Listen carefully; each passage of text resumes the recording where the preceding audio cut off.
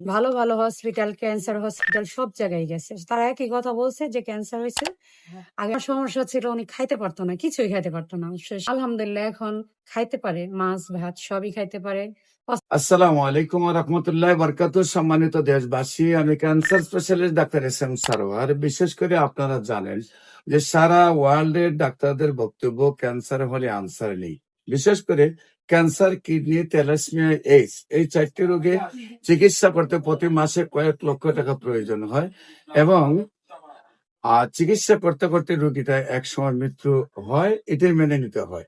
সারা ওয়ার্ল্ডের ডাক্তারদের যেখানে বক্তব্য ক্যান্সার হলে আনসার নেই, ক্যান্সার হলে একটি মরণবিধি, সেখানে আমি বলি ক্যান্সার, কিডনি, থ্যালাসেমিয়া, এইডস এই 4টি রোগ মরণবিধি নয়, সম্পূর্ণরূপে সুস্থ হয়। বিশেষ করে আমাদের এখানে একজন থ্যালাসেমিয়া রোগী জ্যোৎস্না আক্তার, উনি মাত্র 1 মাস ওষুধ সেবন করে আল্লাহর অশেষ রহমতে সুস্থ আছেন।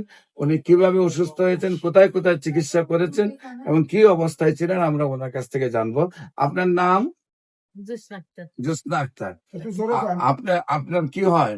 আমার যা হয়। আপনার নাম কি? আমার নাম মলি আক্তার। মলি আক্তার। আপনার জালের কি নিয়ে তো আপনি আসছিলেন? হ্যাঁ। তো আপনার নাম হলো জ্যোৎস্না আক্তার। আপনার স্বামীর নাম? বাবুল খান। বাবুল খান। আপনার মায়ের নাম? সালেহা বেগম। সালেহা বেগম। Post office? কুসুমহাটি। কুসুমহাটি। থানা? দুহা। জেলা? ঢাকা। ঢাকা। আপনার কি প্রবলেম হয়েছিল, কিভাবে আপনি কোথায় চিকিৎসা করছেন আর কিভাবে সুস্থ হয়েছেন? আচ্ছা আমি বলি, আমার যার প্রথমে আর কি ব্লিডিং এর সমস্যা হয়েছিল। তারপর উনি আমাদের ওইখানে এক হসপিটালে এক ডাক্তার দেখাইছে, বলছে যে আপনার ওভারিতে সিস্ট হয়েছে, তো অপারেশন করা লাগবে। প্রথম তো আপনার ব্লিডিং হচ্ছে, হ্যাঁ ব্লিডিং হয়েছে। তারপরে আপনার ডাক্তারের কাছে নিয়ে গেছে, তারপরে দেখা গেছে যে ওভারে সিস্ট হয়েছে। সেই ওভারে সিস্টের জন্য ওইখানে আর কোনো ডাক্তার দেখানো না, ডাইরেক্ট ঢাকা এসে পড়া গেছে। উত্তরে মানে বিভিন্ন ঢাকা শহরে মনে করেন ভালো ভালো হসপিটাল, ক্যান্সার হসপিটাল সব জায়গায় গেছে। তারা একই কথা বলছে যে ক্যান্সার হয়েছে।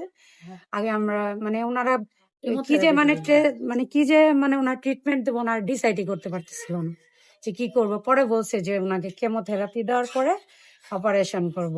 তো ওনার বোন জামাই বলছে যে আপনি হোমিও ওষুধ খান, যে খাইলে ভালো হবে। তো ওইখানে একজনের দেখাইছিল, তো ওইটা আমার পছন্দ হয় না। উনি কোনো ডিগ্রি নাই, ওনার কিছু নাই। পরে আমি ভাবিরে বললাম, ভাবি আপনি যদি হোমিওপ্যাথি ওষুধ খান, এস.এম. সারের ওষুধ খান। তো আমি আবার এই যে রবিন ভাইয়ার ফেসবুকে ভিডিও পাইছিলাম, ওইখানে দেখছি। পরে ওইখান থেকে রিপোর্ট গুলা এখানে পাঠাই দেওয়া হয়েছিল। পরে এখানে আসার পরে উনি আগে ওনার সমস্যা ছিল, উনি খাইতে পারতো না, কিছুই খাইতে পারতো না। সাগু জাল দিয়া খাইতো, মানে বমি করতে চাইতো, অস্থির হয়ে পড়ে থাকতো। আলহামদুলিল্লাহ এখন খাইতে পারে, মাছ, ভাত সবই খাইতে পারে। অস্থিরতা কমছে, আগে চিত হয়ে ঘুমাসতে পারতো না, পেটে পানি আসছিল। তো এখন চিত হয়ে শুইতেও পারে, শ্বাসকষ্টের কোনো সমস্যা হয় না। আর এখন একটু দুর্বলতা ছিল বেশি, এখন কমছে। আর এখন আলহামদুলিল্লাহ আগের চেয়ে চেহারাটা একটু ভালো হয়েছে। সম্মানিত দেশবাসী, আপনারা যতটুকু শুনলেন, উনি একেবারে বিছানায় ছিলেন, খাওয়া দাওয়া চলতো না, শীত হয়ে শুইতে পারতেন না। এমন অবস্থা থেকে আল্লাহর অশেষ রহমতে 1 মাসে উনি আমাদের কাছে খুব স্মার্ট একজন মহিলা হিসেবে উপস্থিত হয়েছেন এবং আল্লাহ সুস্থ করে রেখেছেন। এবং নিয়মিত আমরা ওনাদেরকে চেক আপ রাখবো। আপনারা দোয়া করবেন উনি যেন স্থায়ী ভাবে, সুন্দরভাবে আল্লাহ আজীবন ভালো রাখেন। বিশেষ করে ক্যান্সার, কিডনি, থ্যালাসেমিয়া, এইডস এই 4টি রোগের জন্য যে কোনো সময় যে কোনো পরামর্শের জন্য আপনারা স্ক্রিনে দেওয়া নম্বরে যোগাযোগ করবেন।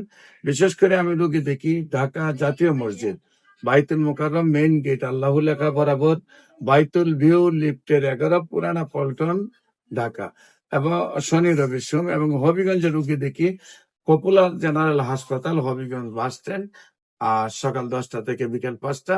আপনাদের আমাদের অফিস ভিজিট করার জন্য আমন্ত্রণ জানিয়ে শেষ করছি। সবাইকে ধন্যবাদ। আসসালামু আলাইকুম ওয়া রাহমাতুল্লাহি ওয়া বারাকাতুহু।